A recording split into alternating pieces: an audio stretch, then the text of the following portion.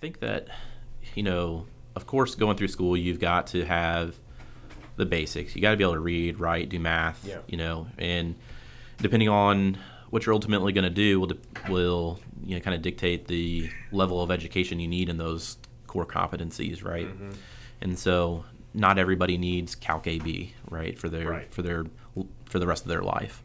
But going through school, I think the most important thing that you can do is really learn to be a problem solver, learn to critically think, learn how to educate yourself, instead of completely relying on this is what the teacher said. I'll never forget one of those classes at the academy I had. We went into class one day, and the teacher just started teaching. Mm-hmm. And as he was teaching, we're going, and everybody just started looking at each other like, what is he talking about? And so finally somebody raised their hand and said, hey, you had us read these this in the textbook, and what you're saying is not what it says in the textbook. And he said, finally, he was like, I was going to stand up here and tell you guys all the wrong stuff until somebody called it out.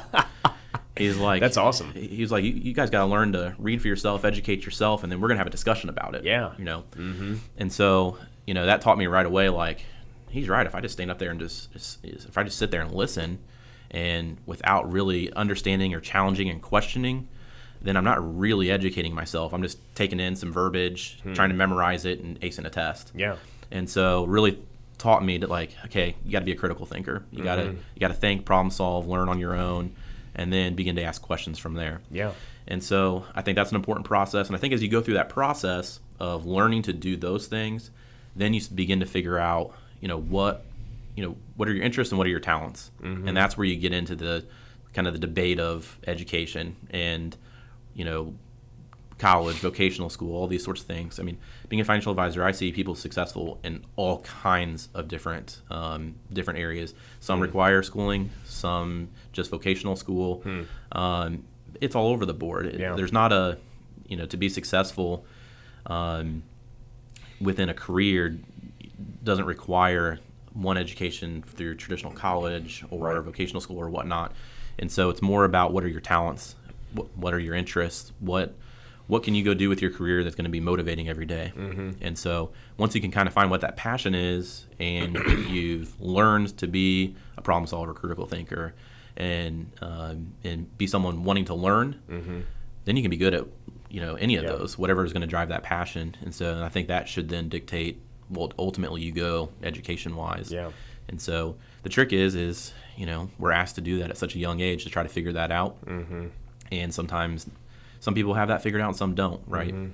And so, if you don't have it figured out, it just means your path might deviate. It might take you a little longer to get there. Yeah. But the thing would be to stay focused on it and try to get there and figure out what those passions are, and then get the right education to meet those passions. Yeah. So I think that, I really think that coming from a traditional school system, people need to spend a couple of years before they go to college doing something like go serve the military, go into Greenpeace, do something service related that gets you away from home, that gets you out in the world, that utilizes you for good, and then decide, okay, what now that I've done all these, I've had these life experiences, now what do I want to do with life? But we're so pushed to go choose, exactly as you said, like at 18 years old, what do you want to do? What do you want to be when you grow up? Mm-hmm. I don't know. I didn't know. I mean, I went down to Nashville for music, okay? I got down there within 3 months. I'm like, this is not what I thought it was. I don't really want to be down here. Now, looking back on it, I should have gone to Belmont instead of going to a vocational college if I wanted to pursue music more. It would have made it easier to break into that industry. But, I went the route of, okay, well, I don't like traditional school, but I need to do something while I'm down here trying to get into music. I was studying guitar with a professor down there, and I'm like, okay, so I went to a diesel technology school, and I enjoyed it, but, then I started getting told I can make this money, and I'm like, well, why aren't you guys doing that then, And so I think, like, if I had just gone, okay, maybe I'll join the military for a few years, get some experience. Well, then my college would have been paid for, right? So that's a pretty cool thing. I would have served my country. I would have done something purposeful with my life. I wouldn't go back and change it now because I wouldn't have met my beautiful wife, have my awesome kids, but like looking at that, as my kids grow older, It's like, hey, you don't have to choose what you want to do right now. Go get some life experience first. I'd love to see him join the military, go do something service related, and then come back and go, okay, I want to do this. I'm going to go to school for it, right? Mm-hmm. Rather than going to school, partying for 5 years, and then still coming out and really not even using your degree. It's like, what did you even spend money on?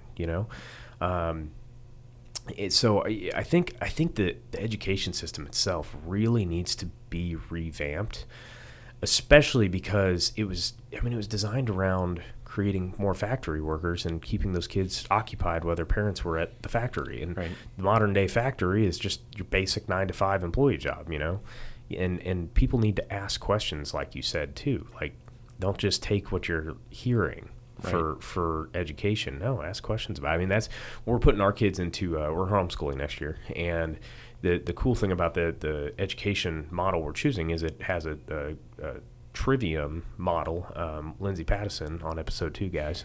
She kind of described this with the school they're starting out in New Hampshire, and it's let's see, grammar, rhetoric, and then what was the other one, Braden?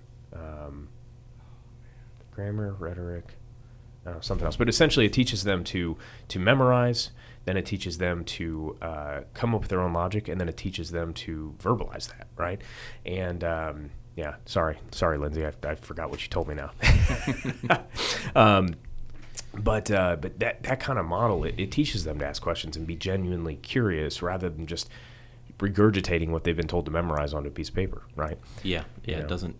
Yeah, it doesn't help you when you actually get out into the real world. It doesn't help you with much if you're just memorizing facts and putting it down, Mm-hmm. And so you might be really good at trivia on Thursday nights, but when it comes to actually doing a job or being creative or trying to figure things out, solve problems, it doesn't help. And no matter what industry you're in, you end up being a problem solver. Mm-hmm. Exactly. So, everybody ends up being a problem solver, a salesperson, and I don't even know if you end up being it. Those are pretty much what everybody ends up being at some point. Yeah.